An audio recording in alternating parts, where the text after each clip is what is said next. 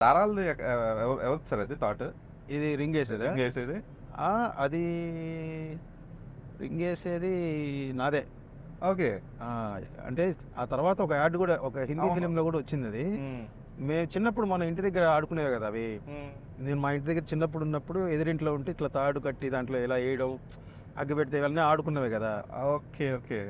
యాక్చువల్‌గా ఆ రింగేసినప్పుడు నేను బ్యాక్‌గ్రౌండ్‌లో 'స్వాతి ముత్యంలో' సాంగ్ అనుకున్నాం. ఆహా! ఆ సాంగ్ అంతా పెట్టుకొని మరీ రాసాం. ఆహ్, అంతలో రామయ్య నేర్చినాడు, ఆ విందు మీద చెయ్యి వేసినాడు అన్నప్పుడు, సీత వంక ఓరకంట చూసినాడు, ఒక చిటికెలో వెల్లు ఎక్కువ పెట్టినాడు అన్నప్పుడు అలా వచ్చి ఆ యారో అలా ఎళ్తది. తర్వాత రింగెళ్ళేలాగా. ఓకే.